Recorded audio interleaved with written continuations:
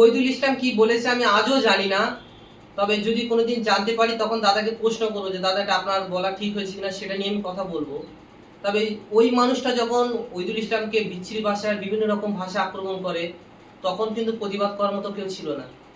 আর একটা ভাই সে বলছে ওইদুল ইসলাম তার ছেলে, আবার এমন একটা ভাষা বলেছে আমি সেটা মুখে নিতে পারছি না। তবে এইসব পাগল ছাগলদের বিষয়ে আপনারা কান দেবেন না। যে সৎ পথে থাকে তার পিছনে কুকুর ঘেঘো অবশ্যই করবে। যেমন আমি আছি, আমার পিছনে অনেক কুকুর আছে, ঘেঘো করে। তবে দাদার পিছনে, আমাদের পিছনে যারাই আছে তাদেরকে 26 সালে আমরা ভ্যাকসিন দিয়ে তাদেরকে সুস্থ করব এবং তাদেরকে সঠিকভাবে শেখাবো কোনটা ঠিক কোনটা ভুল, সবকিছু শেখাবো। তো বেশি লাফাও না, খুব তাড়াতাড়ি তোমাদেরকেও ভ্যাকসিন দেওয়া হবে, তোমরা রেডি থেকো। আর ওইদুল ইসলাম কি জিনিস ভাঙরবাসী খুব তাড়াতাড়ি আপনারা বুঝে যাবেন। হয়তো তিনি অসুস্থ আছে বলে আপনারা অনেকে হাসছেন, অনেকেই মজা নিচ্ছেন। তবে যখন মানুষটা খারাপ হবে তখন তোমাদের মতো নেতারা প্যানে মুতে ফেলে দেবে, এটা রেডি থেকো। তো আমি বেশি কিছু বলবো না, দাদার জন্য একটু দোয়া করবেন, সবাই আশীর্বাদ করুন যাতে খুব তাড়াতাড়ি সুস্থ হয়ে যায়। তবে আমি খুব আশা করে এসেছিলাম দাদার সঙ্গে কিছু কথা বলবো, তবে এমন একটা পরিস্থিতি আছে কথা বলার মতো পরিস্থিতি তিনি নেই। ফ্ল্যাশব্যাক। তো hey guys, back to another new blog video. আশা করি তোমরা খুবই ভালো আছো। তবে আমরা কিছুদিন আগে দেখেছিলাম ওইদুল ভাইকে কিভাবে বেধড়ক মারধর করা হয়েছিল বাড়ির সামনে, সেটাও তোমাদেরকে দেখিয়েছিলাম ভিডিও, তোমরা অবশ্যই দেখেছো। তো আমি এখন আছি ভাঙর 2 নম্বর ব্লক কাঁটালিয়া গ্রাম, ওইদুল ভাইয়ের বাড়িটার পিছনে দেখতে পাচ্ছ। ভাই খুব অসুস্থ আছে, কাটানা গ্রামে আমি এসেছি। তবে ভাইয়ের বাড়ি এসছে, যতটুকু বুঝলাম কথা বলার মতো পরিস্থিতি তিনি নেই। আমি চেয়েছিলাম যে 2-1 কথা একটু ভিডিওর মধ্যে তুলে ধরবো, তবে ওনাকে রিকোয়েস্ট করার পরেও উনি বলছেন যে আমার এখানে এমনভাবে মেরেছে, এইগুলো থেতলে গিয়েছে, মানে কথা বলার মতোটা অতটা মানে নেই, কথা বলার মতো মানে অবস্থায় নেই। তবে আর একটা বাচ্চা দেখছিলাম উল্টালা বলছিল, আর সেও নিজে নিজে ভুল স্বীকার করে নিয়েছে। তবে এইগুলো খুব খারাপ জিনিস যে একটা নেতাকে কত দিক থেকে মানে প্রেশার দেওয়া হচ্ছে।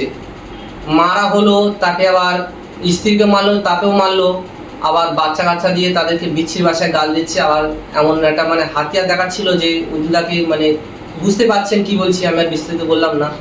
তো এইভাবে দাদাকে এত কিছু হেনস্থা করার কি কারণ আমি তো জানি না। তবে আমি তো কোনোদিন ভিডিও দেখিনি যে দাদা এমন কিছু বক্তব্য বলেছে যেটা মানুষের খারাপ লাগতে পারে। তবে যখন আব্বাস সিদ্দিকীর মাকে, নওশাদ সিদ্দিক মাকে যখন উল্টালা বলা ছিল, তখন কিন্তু কোনো বড় বড় মাওলানা মুফতি ছাড়া ছিল, তারা কিন্তু কেউ মুখ খোলেনি, তখন কেউ কিছু বলিনি।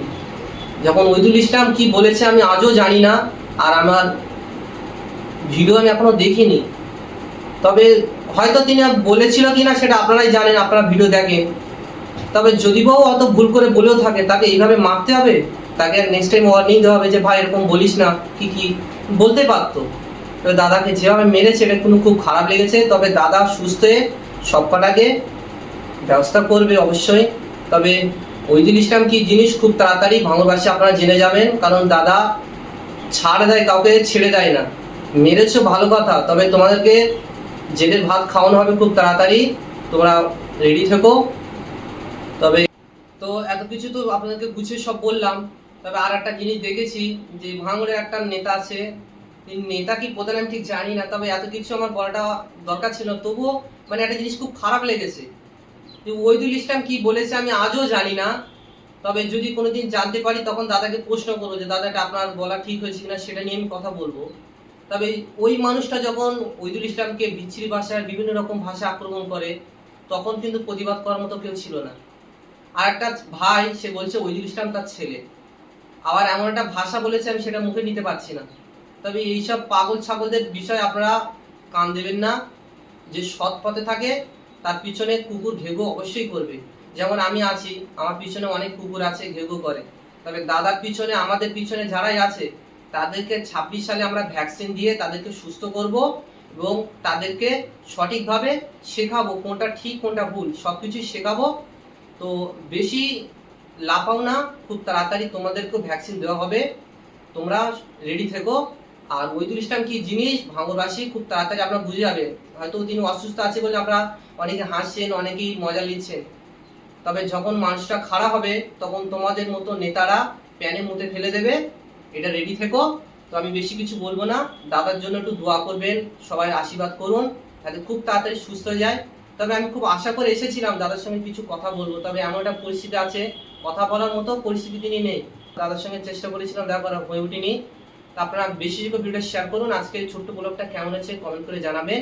দেখাচ্ছে নেক্সট একটা কোনো ভিডিওতে। ততক্ষণ সবাই ভালো থাকবেন, সুস্থ থাকবেন, সবাইকে অসংখ্য ধন্যবাদ।